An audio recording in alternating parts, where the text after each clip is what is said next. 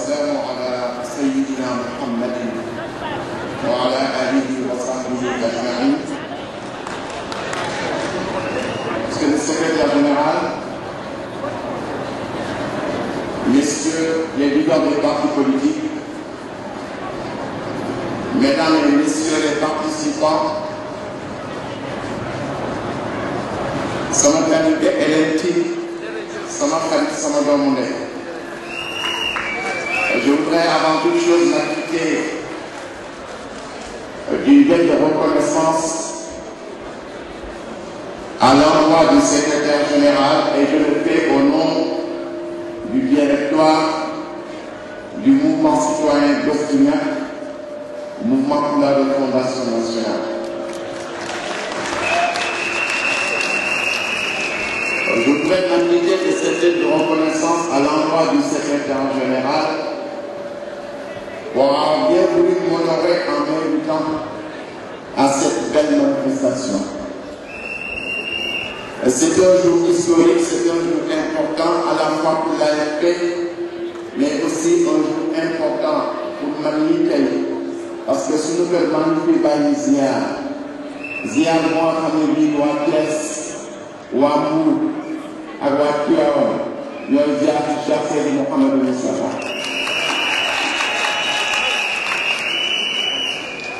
li ñu tàmm mooy waa Dakar di ziare di Tivaouane waa Tivaouane su jógee ñëw di ziare si Dakar la ñuy fekk Dakar tuuti waaye bés bi ñu ñuy xat-xat ma ni naa pëndal sama dàll naa pëndal samay tànk ñu ñëw feddali ko leneen gi nga xam ni bii moo tax sama digganteeg Moustapha. danaa si wax ñetti anam rek lu jëkk bi ma demee banque islamique de développement sous la proposition de l'ambassadeur Moustapha Cissé moom moo ma jëkk jox passeport diplomatique. fonctionnaire ñu fa nekkoon à l'époque yëpp amoon nañu seen passeport diplomatique waaye moom moo ma koy jëkk jox te xaw ma ko. Moustapha Cissé doon waxtaan ak moom ni nga fonctionnaire cadre yëpp am nañu passeport am nañu suñu doom ndey bu ñëw rejoindre la banque islamique de développement mu sëñ Mansour am na si droit comme tout le monde mu jox ma si ça si passeport diplomatique. passeport diplomatique boobu nga xam ni man ko yore depuis 35 ans moom la Ablaye Wade nangu fan yii parce que taxaw bi nekk taxawaay si dëkk bi la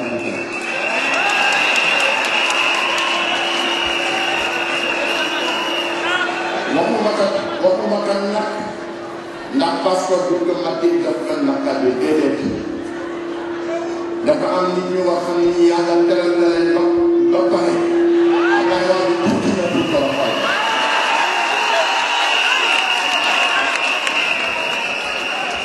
dafa am nit ñu nga xam ni yàlla teral na leen te dootuñu tedd ci leen abat ndax yàlla du maye ba pare noonu te Ablaye wax du tuuti na pour indi li nga xam ni moom la yàlla te diplomatie dafa am ñu nga xam ni dafa nekk ci seen essence dafa nekk jikko ju nga xam ni yi sundee song du ko sumi beneen bi mooy lan Moustapha fekk na ma jot ba tey ma jàpp si loxoom wëral ko kaaba jàpp si loxoom ñu taw safaanal ñu dellu si fale bi ñu nekkoon ñu toog di waxtaane li ñu réew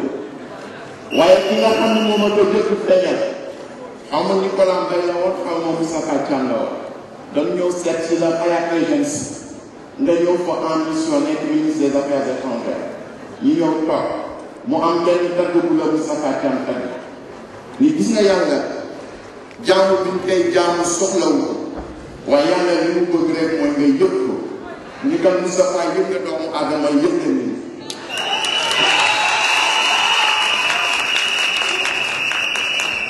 beneen bi mooy lan mooy sama doomu ndey sama xarit sama promotionnaire sama magu daara Abdou Fatah Mbacké sëñ Abdou Fatah Mbacké bu sëñ Cheikh Mbacké Gaïndé Fatma mooy sama lépp bi ñu nekkee amee 10 ans ba tey ñooy ànd ñoo defandoo le lycée Faidherbe defandoo le lycée Charles de Gaulle mu am kóllëre bu fasante suñu diggante ak suñu maam yi ñun suñu jëm yi feddalee kóllëre ba benn bés ma toog mu woo ma amoon na 15 ans woowu kon li tax mu woo ma itteel na ko ma ni ko kookan la mu ni xamewoo sama baat ma ni ko déedéet mu ni mën a Abdou Fatah sama gu daara ma ni ko foo nekk mu ni ma maa ngi Colobane mu ni ma yow foo nekk ma ni ko maa ngi Fass sama kër papa mu ni ma bàyyi ma ñëw mu ni ko déedéet ëpp naa la yaay sama bagu daala bàyyi ma wàcce la sama wàccewaayu ma ñëw fekk ko Colobane mu ni ma li tax ma woo la lenn rek la dama la bëgg boole sama benn xarit di kenn si man muy Moustapha Niasse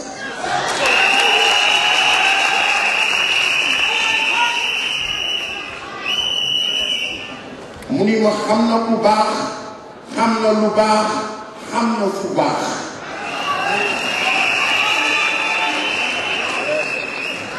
ma ni ko waaye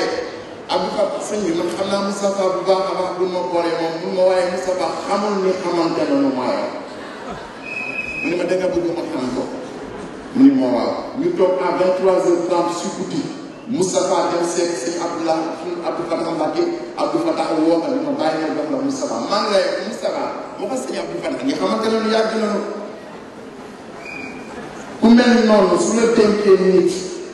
il a abat dañ koy jàpp loolu moo waral ma tëmbal sama ay tànk tey pour xeeru si jotaay bi ñu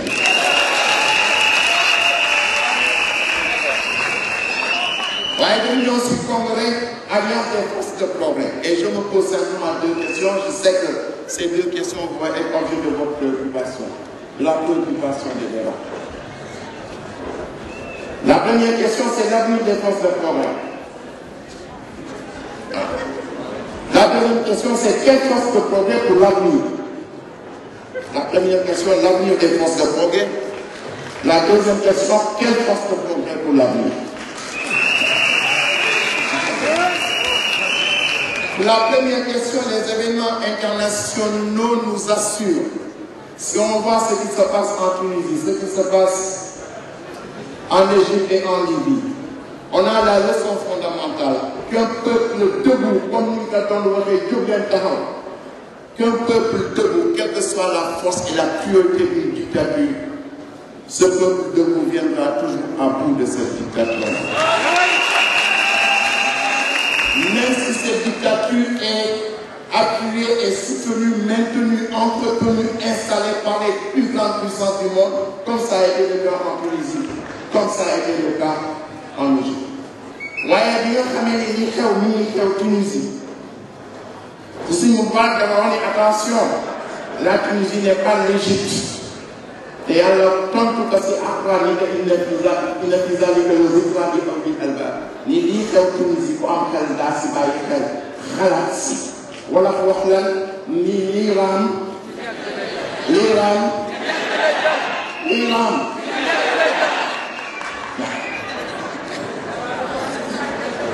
aussi waa rek di wax loolu ba affaire bi ñëw dugg biir këram xalaat bi toog Libye ni maa ngi leen wax nag benn mbir Tunisie ak Égypte dunu Libye yàlla tontu ko inna fi zaalika la zikraa li ulil albaab l'Iran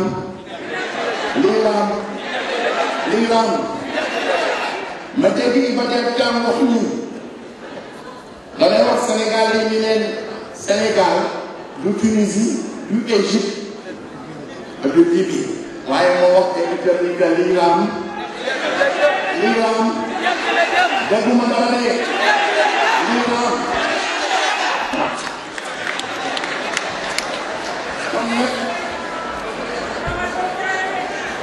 beneen bi mooy quelle force de progrès pour l'avenir mooy seen congrès bi tey mooy le document que j'avais écrit il y a de cela 18 mois dafa doy le thème bi ñu ko bindee un article bi ñu ko bindee ñëpp taxaw lu nekk dégg naa ko saaga dem na wax ma lu nekk te man doomu Sénégal la citoyen la am naa droit wax ma xalaat si loolu ñu wax ma lu nekk Sëñ Mbaye Ndiaye Mbacke Ndiaye aw ma wax ni Sëñ Mansour Sy n'est pas le porte-parole de la famille de la Malick Sy waaye sama benn bàyyi wax que ni que Sëñ Mansour Sy n'est pas le porte-parole mais sa parole porte.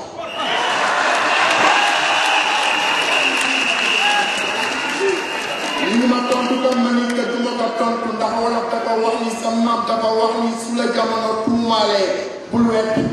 waaye na nga jëf ba jamono dellu wetti boppam tey jamono wettiwul boppam du ñëpp li wax dafa doy na dem dafa doy na dem dafa doy na dem pour mu dem nag day ni alliance des forces de progrès alliance neex na lool Moustapha Benno neex na lool waaye am na lu ëpp importance Benno am na lu ëpp importance alliance am na mooy nag mooy ñemante mooy ñeen ñemante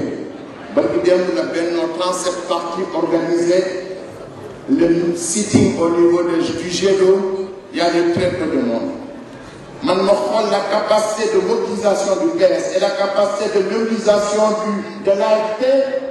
te dafa dajewoon nga dajewoon si Sidi Lamine dajewoon si Y'en a marre moo ko ëpp fuuf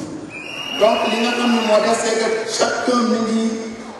mi ngi bàyyi xel moroom mi kon Benno neex na lool alliance neex na lool waaye li ko ëpp solo mooy ñemente bi ngeen xam ni moom la les forces de progrès wax ñemente boobu yàlla na ko def si yéen. Assalaamu aleykum.